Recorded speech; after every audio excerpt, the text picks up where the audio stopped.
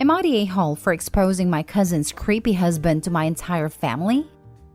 I, 22, female, met my cousin's husband, 24 female and 26 male, last July for their wedding. They live several states away, so in addition to meeting him for the first time, it was also the first time I had seen my cousin in a few years. I instantly got a bad vibe from him, and he made several comments that rubbed me the wrong way. He told me I seemed like a wild child and said he would bet I'm a bad girl at my college.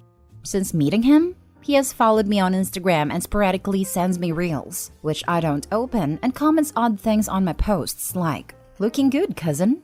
He even DM'd me once, "Hey, I'll be in your state this weekend on business, lol," which I never opened either. All of this definitely creeped me out, but I don't feel like I could say anything about it because my cousin and I aren't close, and I've always felt like she looks down on me because she is a devout Christian and I'm not.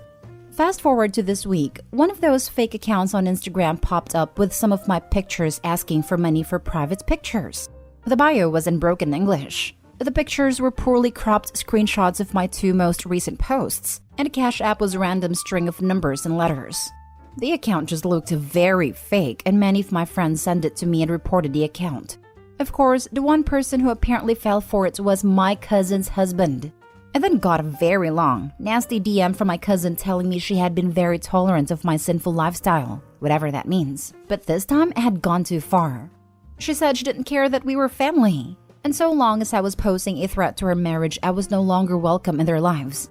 I calmly and politely responded that this account was not me, and that I had already reported the account to Instagram to be taken down, and I apologized for the apparent disruption to her day.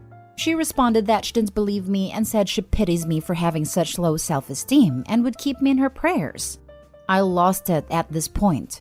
I called her stupid for falling for an account that was so obviously fake and said that her husband was such a blatant creep. It was embarrassing she even married him. I sent screenshots of the months of DMs from him that I never responded to and concluded by saying, "If your marriage is so easily threatened, get a divorce. Don't take your insecurities out on me."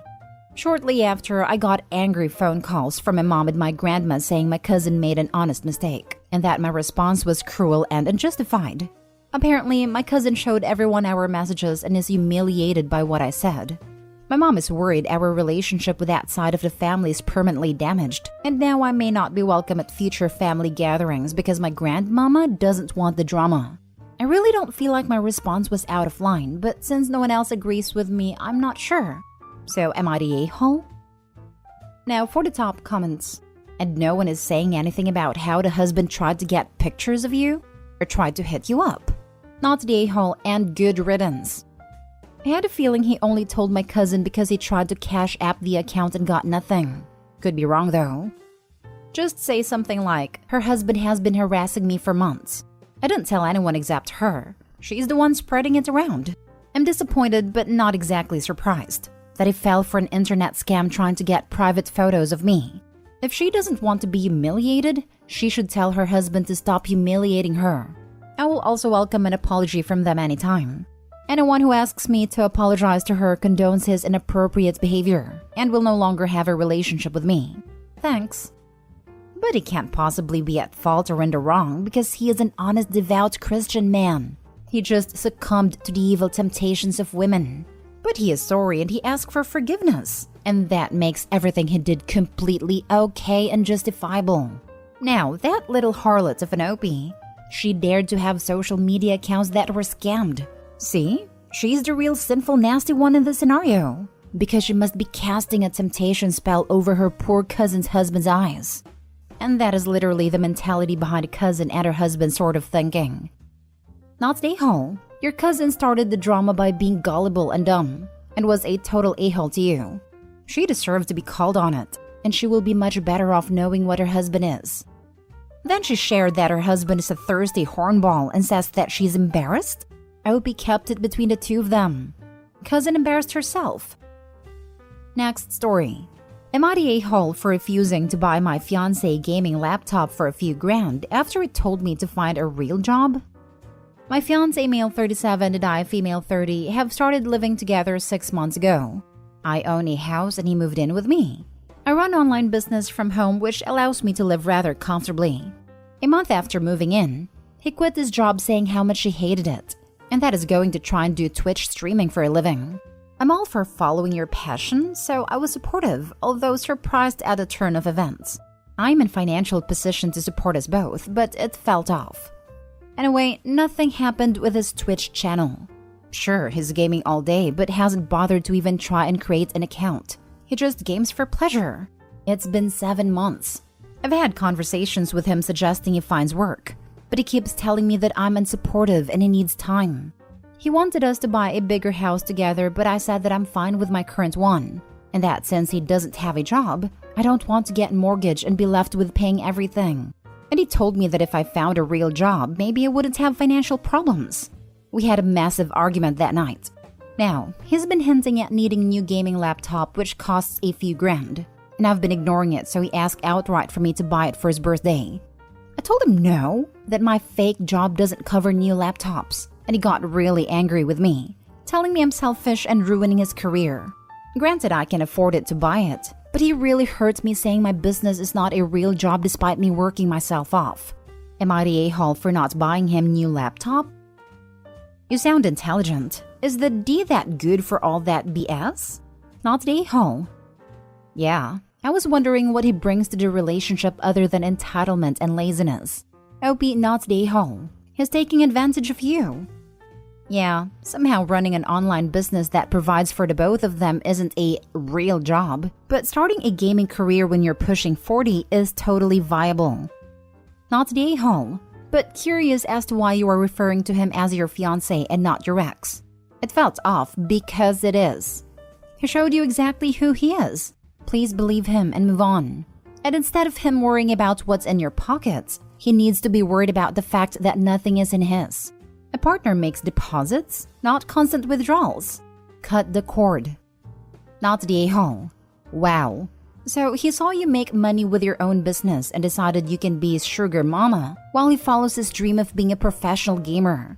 Yeah, you know what? No. You have a real job. He has no job. And now he's going through some early midlife crisis trying to be some edgy famous gamer. Sorry, but he sounds like he's 19. He'll be 40 soon. He needs a real job, not you. He's not even trying to be a professional gamer. If he doesn't have a streaming account, all he's doing is just gaming. He's being a professional slob. He's being a leech is what he's being. Why do smart women buy this crap? I'll never understand. Pull your weight or GTFO. I'm not your mother/ATM. Sunk costs. They're engaged and sounds like they were before he moved in. Even smart people get taken advantage of, and many people get stuck on fixing things that can't be fixed because they're so far into it and don't want to throw it away, failing to see the other person already has. I'm selfish and ruining his career. LMAO. What career? Not the a-hole. I'm a straight woman, but can I be your new boyfriend? You sound like you're carrying all the weight here, and instead of being happy for you, or even feeling lucky and grateful for being able to just fool around for 7 months and have zero consequences, this dude has become spoiled. Does he do chores around the house at least, or show some form of appreciation?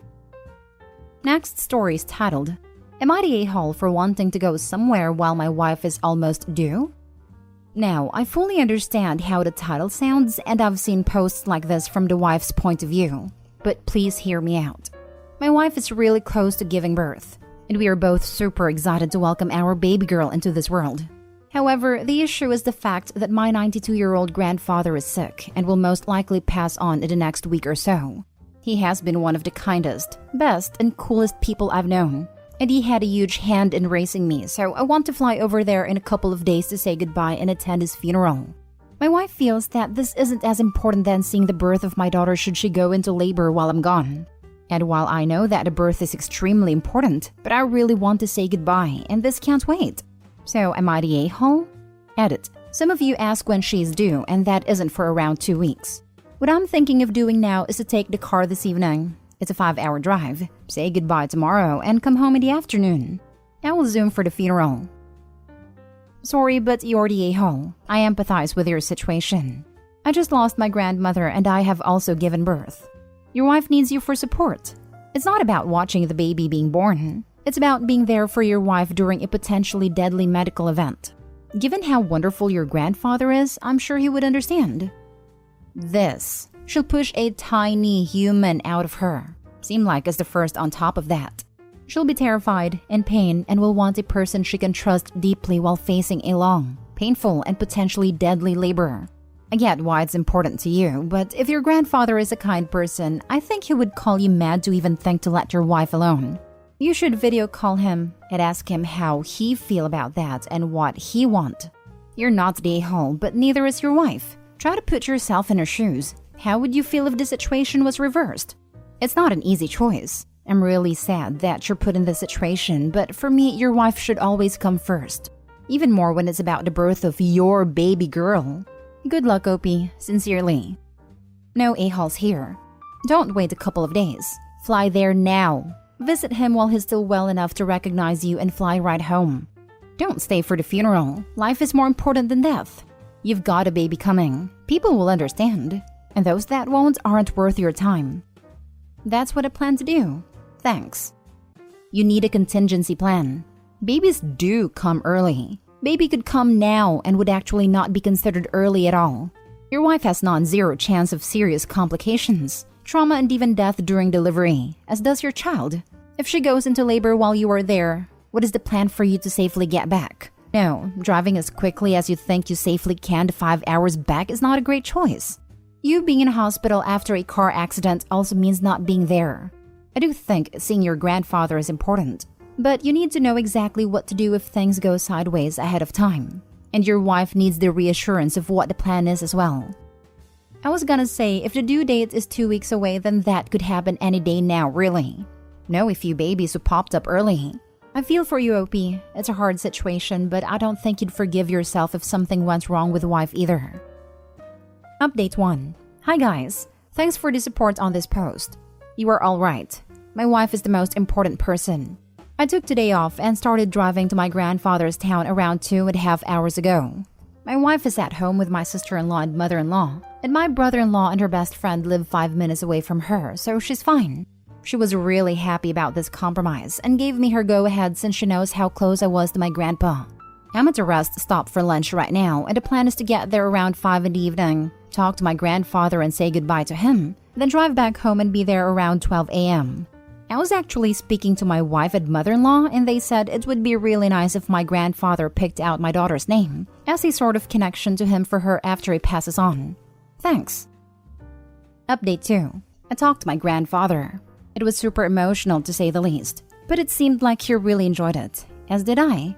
I asked him about naming my daughter, and though he refused and said it wasn't his place at first, he eventually gave us our baby girl's name, Madeline Rose, after my grandma and great-grandma respectively. I'm going back home now, but it seems like my grandpa's going to go pretty soon. I'm glad I got to say goodbye at least. Thanks. Last story. Am I the a-hole for calling an intern at my husband's work a little boy? My 32 female husband, 38 male, is high enough in the company that he works at that he has his own secretary and staff. It is common for me to show up at the office to drop stuff off or go get lunch with him. Recently, I have noticed a new intern, Jack. 22 male. I personally don't think he likes me, but that didn't bother me until today. I went to go drop off some papers for my husband today. It was supposed to be a quick in and out.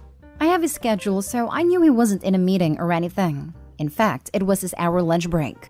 So I go up the secretary desk and Jack is sitting there. No big deal. I bet he was being trained or just covering for today. I tell him I have some papers to drop off that he left at home. Jack looks at me and says he can take them. I tell him I have to give them to my husband personally since they are important. He tells me no. I give him a look and says it's his lunch break. He is not busy. Jack then tells me to sit down, girl. I was shocked and asked what he said. Same thing. Sit down, girl. My temper is thin at this point, and I called him a little boy that thinks he has power since he is sitting at the front desk when he isn't even a full-time employee. He looked shocked and got all red. And then go in the back, knock on the office door, and there is my husband doing nothing. I leave and Jack wasn't looking at me. I told this story to my friend and she told me he was just doing his job and I was a jerk. So am I the a-hole? I don't want to bring it up to my husband. He can get protective at times. Info. Your wording suggests, but I want to confirm. You told the intern you are married to your husband, right? And or does the intern know that you are married with your husband and are not a stranger? Separately, is this office setting especially secure, like defense work or other civil service requiring confidentiality/security? I said that I am dropping off paperwork for my husband. Husband and I have been to the office enough time that his staff knows who I am. The security is strict, but I have a pass that allows me to get to my husband's office. It even says family member pass on it. Not day home. The intern had the audacity to tell his boss's wife to sit down, girl. He shouldn't have said that to anyone, let alone you. But you being his boss's wife just makes it way worse. You should absolutely tell your husband. If the kid gets fired, it is 100% his own fault. I don't think it does make it worse. Opie isn't any more important than anyone else, though clearly she thinks she is. But not the a-hole because he shouldn't be addressing anyone like that. I don't think it makes it worse from a morality or being a decent person standpoint. But it's definitely worse for him, if all he was worried about was his job security.